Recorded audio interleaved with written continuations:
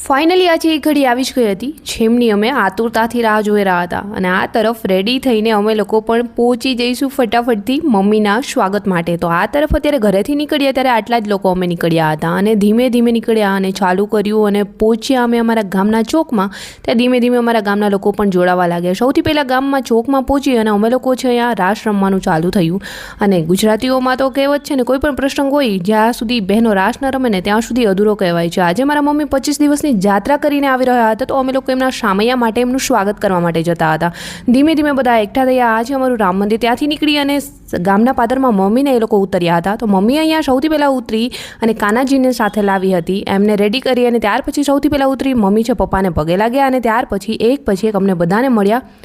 આજે ખુશીની વાત તો એ હતી કે અમે બધા બહુ વધારે ખુશ હતા અને છતાં પણ બધાની આંખોમાં આંસુ હતા કે 25 દિવસ પછી મમ્મી હેમખેમ ઘરે આવી ગઈ હતી. અને રહી વાત મારી કે મને ક્યારેક કોઈ બી પ્રસંગમાં આંસુ નથી આવતા કોઈની વિદાયમાં, અને આજે મારી આંખમાં પણ આંસુ હતા કે મારી મમ્મી આજે 25 દિવસ પછી હેમખેમ ઘરે પાછી આવી છે. એ વાતની ખુશી પણ હતી.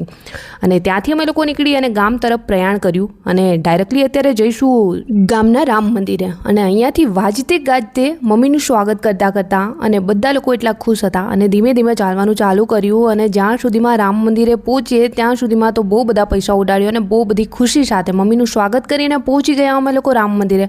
અહીંયા પહોંચી મમ્મીએ પહેલાં તો બધા ભગવાનને હાર પહેરાવી અને આ ધજા છે મમ્મી અયોધ્યાથી લાવી છે અમારા રામ મંદિર માટે.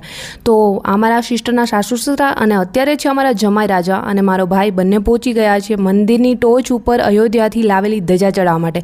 અને થેન્ક્સ ટુ કેમેરામેન કે બહુ બધા વિડીયો જે શૂટ કર્યા છે, બહુ સરસ રીતે શૂટ કર્યા છે કે બધાની યાદીઓ રહી ગઈ છે આજે. એમના માટે એક થેન્ક્સ તો બનતા. આ છે અમારા છોટા ઉસ્તાદ. અને ઢોલ ચાલુ થાય કે ન થાય એમને તો રમવાનું આગળ જ હોય. તો આખા રસ્તા ઉપર છોટે ઉસ્તાદ અને મારી શિયા બેબી કોઈ રમે ન રમે એ તો ડિસ્કો કરતા આવ્યા છે. અને બધા અત્યારે એટલા ખુશ છે અને સૌથી વધારે ખુશ હોય તો એ છે મારા પપ્પા. અને અત્યારે અમારા ગામવાસીઓ અને અમે બધા જ અત્યારે ત્યાંથી રામ મંદિરથી પહોંચી જઈશું અહીંયા ઓટાવાળા બાપુ દર્શન કરવા માટે. આ છે ઓટાવાળા બાપુનું મંદિર જ્યાં મમ્મી અત્યારે દર્શન કરશે. અને આ વ્લોગ લોંગ ન થાય એટલે અહીંયા જ કરી સમાપ્ત. જલ્દી મળીશું ન્યોગ સાથે. ત્યાં સુધી બધાને બાય એન્ડ ટેક કેર.